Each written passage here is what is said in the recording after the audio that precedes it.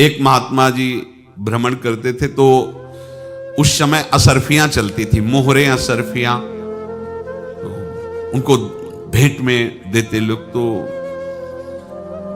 या तो ठाकुर सेवा में लगे तत्काल या संत सेवा में तत्काल लगे, उसका संग्रह करके डोलना ये ठीक नहीं है।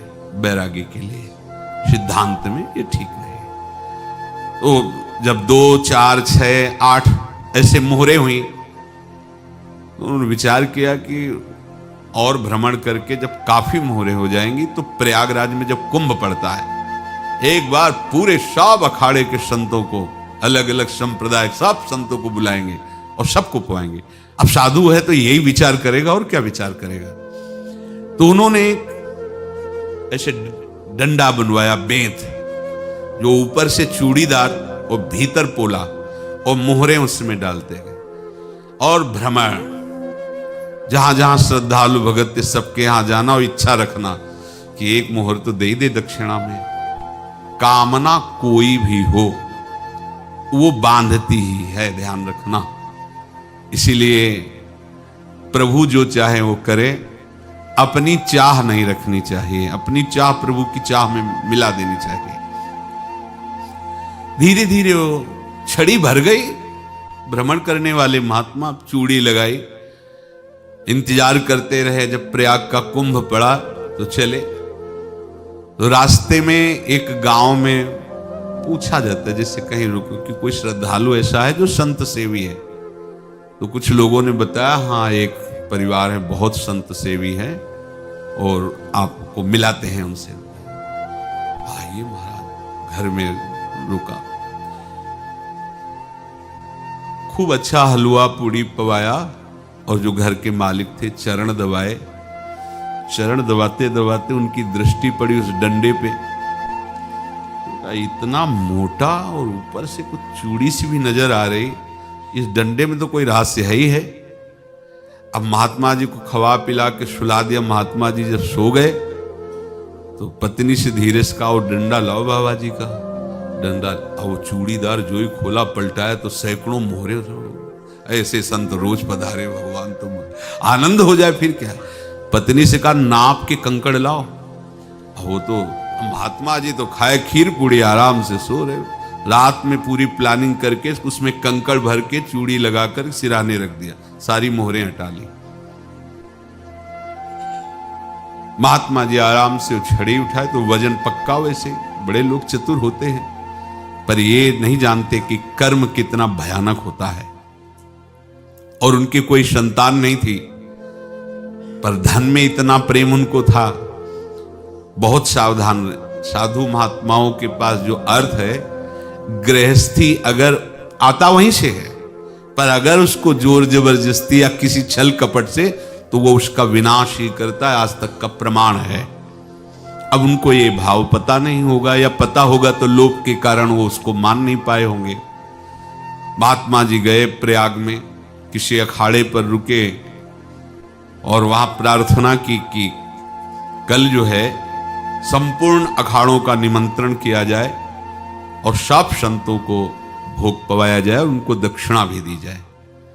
महंत ने सोचा कि बहुत बड़ा है तो उत्सव है, क्योंकि प्रयाग में कितने हजारों संत महात्मा सब। उनका महाराज बोरों इसमें चीनी और टीनों घी लगेगा, सब व्यवस्था। बोले आप मंगाए, एक एक हिसाब हम करेंगे, हमारे पास सब व्यवस्था है। बोले कुछ तो पहले दे दो, वो इकट्ठे देंगे हम। उनको था कि अगर हम छड़ी खोला और 2-4 मोहरे दी, किसी को पता लग गया तो गड़बड़ हो सकती। बोले हम भंडारे के समय आखिरी में सब कुछ आपको दे देंगे। ठीक है। वो अपने पास से पैसे लगाकर खूब जितना सामग्री सब लाए, लाखों की, और सब संतों को निमंत्रण कर दिया। संत जन निमंत्रित हो गए, भंडारा बन रहा है। तब वहां के महंत है, उनका देखो भंडारा भी बन रहा है, संतों को निमंत्रण। अब आप अर्थ की व्यवस्था कीजिए, क्योंकि इतनी बड़ी हमारी सामर्थ्य नहीं थी जितना हमने किसी तरह हमने व्यवस्था की। अब मुझे अर्थ चाहिए, तभी आगे की व्यवस्था बढ़ेगी। संतों को दक्षिणा देंगे और जिनसे अर्थ लिया उनको दे। देखो रसोई बन गई है सब। उनका अच्छा तुम्हें विश्वास नहीं तो यह भी चूड़ी खोली, उनको तो था ना कि मोहरे हैं, कंकड़। तो जैसे कितना उनको सदमा लगा होगा, हजारों संतों का निमंत्रण, रसोई बन, मतलब संत हो के छल कपट। तो उनका महाराज आपने तो हमारा नाश कर दिया, जो महंत थे। अब बताओ, रसोई बन गई, संत निमंत्रित हो गए और आप ये कंकड़ दिखा रहे हैं हमको। आपने तो हमें बर्बाद कर दिया, हमारी इतनी सामर्थ्य नहीं थी, आप पहले बता देते। संत होकर ऐसा छल कपट। अब वो बोले तो क्या बोले, क्योंकि उनको पता था कि मोहरे हैं इसमें। अंदर से उनका चिंतन गया उसी सेठ के पास, अच्छा ऐसा धोखा हमारे साथ किया, भोगोगे तुम। ये जो निकलता है ना भोगोगे, ये अकाट्य होता है। क्योंकि किसी का भी हृदय, मान लो किसी भी जीव जंतु को आप कष्ट दें और उसका हृदय आह भर जाए, तो वो आह वज्र की लेख है, तुम्हें भोगना पड़ेगा। वो देखो भीष्म जी को भोगना पड़ रहा है। सांप को ऐसे धनुष की नोक से उठाया और बंबूल के कांटों के ऊपर फेंक दिया, कई दिन तक शेदा हुआ, वो आह भर करके मरा। तो आपको 6 महीने बाणों की सैया पर आह किसी की ना लेना जिंदगी में। कोई ऐसा कोई आह भर करके कह दिया तुम समर्थ हो, हम तो कुछ कर नहीं सकते, और अंदर से दुखी, फिर तुम्हारी सामर्थ्य काम नहीं करेगी, मिट्टी में मिला देगी। फिर ये तो संत थे और भगवत आराधना के लिए, संत आराधना के लिए ही ऐसा किए हुए थे। अब इनका कैसे मुंह दिखाएं, अब क्या करें। सुबह संत जन आएंगे, सबके बीच में हमारी कि देखो इन्होंने, अब क्या करें। गए और संगम में जाके छलांग लगाई, अपने प्राण त्याग दिए।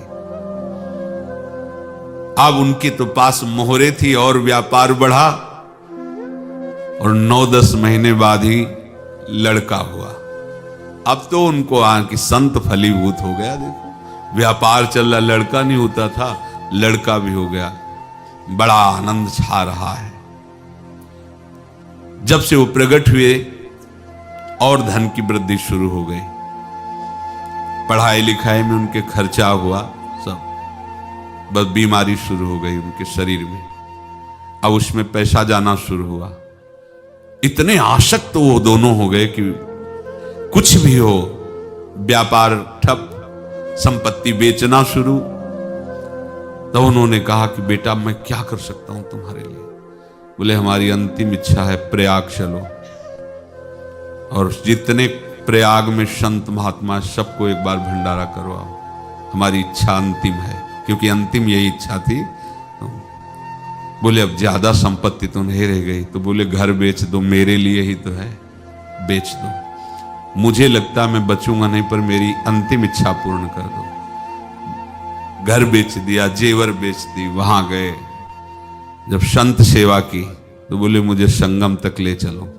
संगम तक ले गए और बोले समझे तुम चुराए थे और हमने उसको छीना है, कुछ नहीं रह गया तेरे पास कुछ। अब केवल ममता और आसक्ति में जलकर मर और नरक प्राप्त कर। मैं वही महात्मा हूं जिसकी तूने मोहरे ली थी, शरीर छोड़ दिया। महात्मा को जन्म लेना पड़ा और इनको दुर्गति भोगनी पड़ी। ऋणानुबंध होश में, ऐसा नहीं कि आप जो कर रहे हैं कोई देख नहीं रहा, कोई हिसाब किताब नहीं। जो कर रहे हैं अवश्य में भोक्तव्यम, बहुत सावधान।